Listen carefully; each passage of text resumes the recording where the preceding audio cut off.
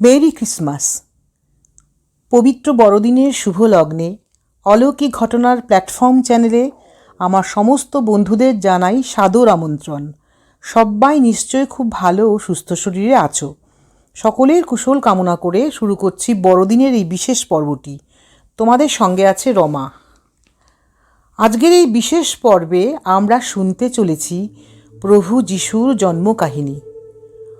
অগস্ত কৈশোর যখন রোমের সম্রাট এবং হেরোদ জিহুদিয়ার রাজা, সেই সময় ঈশ্বর তার প্রধান স্বর্গদূত গাব্রিয়েলকে গালিলি প্রদেশের নাজারেথ শহরে পাঠালেন একটি কুমারীর কাছে। সেই কুমারীটি যোসেফ নামে পরিচিত দাউদ বংশীয় একজনের বাগদত্তা বধূ ছিলেন। কুমারীটির নাম ছিল মারিয়া। অনেকে তাকে মরিয়ম এই নামেও ডাকত। স্বর্গদূত তার কাছে এসে বললেন, প্রণাম মারিয়া, পরম অনুগৃহীতা, পরম আশীষ ধন্যা তুমি, প্রভু তোমার সঙ্গেই আছেন। এই কথা শুনে মারিয়া গভীরভাবে চিন্তিত হলেন। মারিয়াকে খুবই বিচলিত দেখায়। তিনি ভাবতে লাগলেন, এমন সম্ভাষণের অর্থ কী? তখন স্বর্গদূত তাকে বললেন, ভয় পেও না মারিয়া, কারণ তুমি ঈশ্বরের অনুগ্রহ লাভ করেছ। শোনো, গর্ভধারণ করে তুমি একটি পুত্রের জন্ম দেবে, আর তুমি তার নাম রাখবে যিশু। মারিয়া তখন দূতকে বললেন, তা কি করে সম্ভব হবে? আমি যে কুমারী।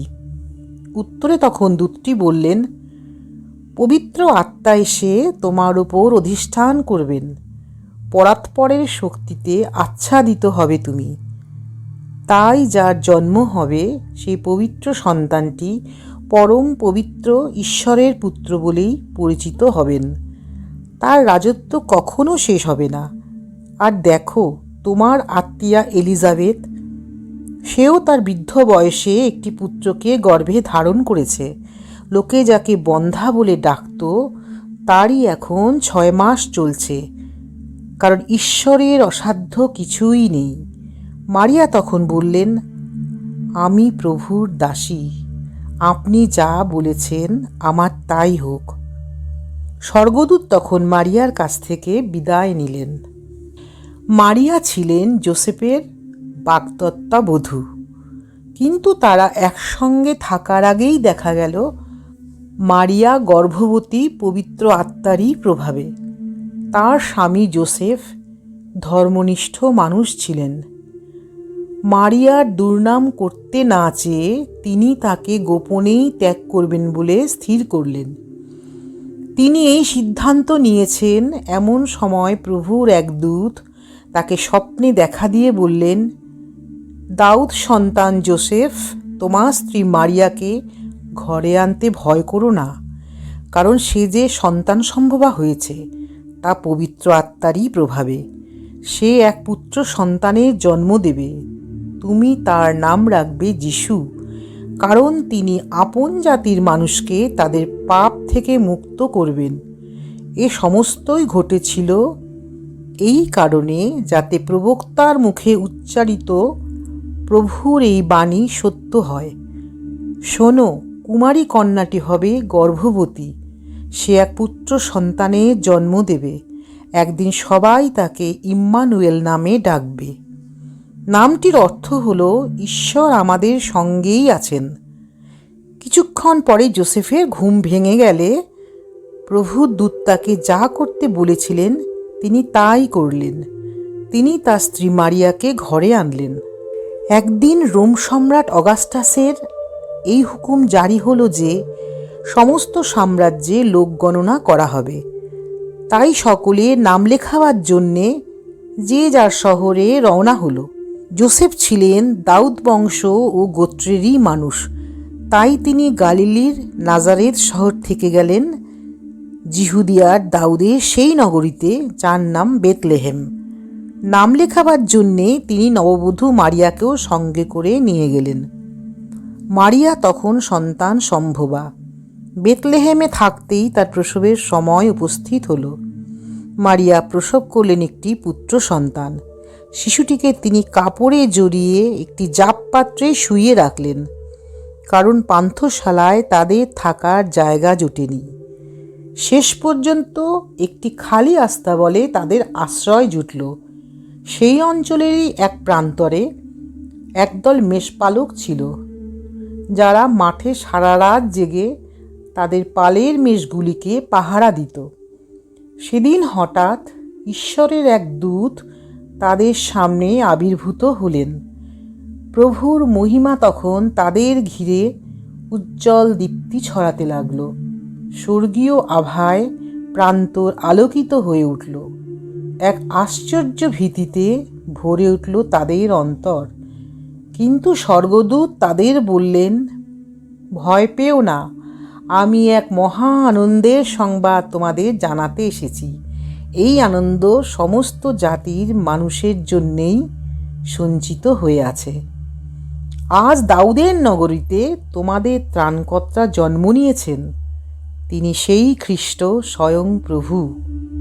এই চিহ্নে তোমরা তাকে চিনতে পারবে। দেখতে পাবে কাপড়ে জড়ানো জাপপাত্রে শোয়ানো এক শিশুকে। তখন হঠাৎ সেই দূতের পাশে দেখা দিল স্বর্গের এক বিরাট দূতবাহিনী।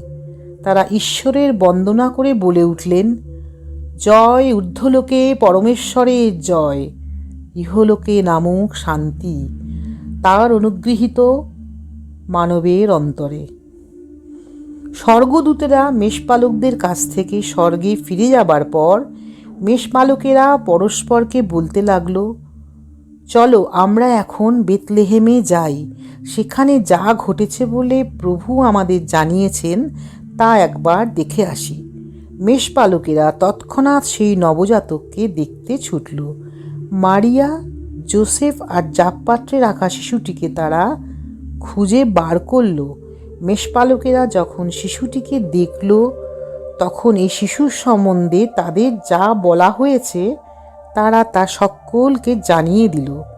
এই মেষপালকদের কথা যারা শুনল, তারা সকলে অবাক হয়ে গেল। মেষপালকেরা যা কিছু শুনল ও দেখল, তার জন্যে ঈশ্বরের বন্দনা করতে করতে, তার জয়গান গাইতে গাইতে তারা তখন ফিরে গেল। তাদের যেমনটি বলা হয়েছিল সব কিছু ঠিক সেভাবেই ঘটেছিল। প্রাচ্যদেশের কয়েকজন জ্যোতির্বিদ পণ্ডিত আকাশে এমন একটি তারা উদিত হতে দেখেছিলেন, যার দ্বারা তারা জানতে পেরেছিলেন যে ইহুদিদের একজন রাজা জন্মেছেন, এবং সেই রাজার খোঁজে তারা রওনা হলেন। আর সেই যে তারাটি তারা উদিত হতে দেখেছিলেন, তখন সেটি তাদের আগে আগে চলতে লাগলো, যতক্ষণ না সেই স্থানটির ওপর এসে থামল যেখানে শিশুটি ছিলেন। তারাটিকে দেখতে পেয়ে তারা আনন্দে রোমাঞ্চিত হয়ে উঠলেন।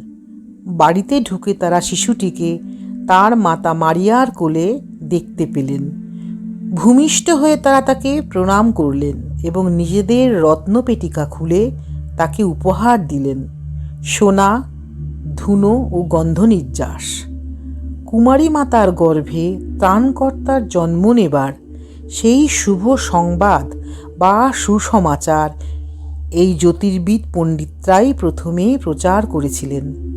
বড়দিনের এই বিশেষ পর্বটি আজ এখানেই শেষ করছি। বন্ধুরা, আশা করি আজকের পর্বটি তোমাদের সবার খুব ভালো লাগবে। পবিত্র আত্মা প্রভু যিশুর শুভ আগমন বার্তা তোমাদের ঘরে ঘরে পৌঁছে যাক। প্রভু যিশুর আশীর্বাদে আলোয় ভরে উঠুক তোমাদের সবার জীবন। চলো তাহলে আমরা সবাই আজ ওনাকে স্মরণ করে বুকে পবিত্র ক্রস আঁকি। পিতা, পুত্র, পবিত্র আত্মা, আমেন। পর্বটি ভালো লাগলে আমি জানি তোমরা সাবস্ক্রাইব করবে আর লাইক ও শেয়ারও করে দেবে। প্রভু যিশুর আশীর্বাদে সবাই খুব ভালো ও সুস্থ শরীরে থেকো, আনন্দে থেকো। নমস্কার।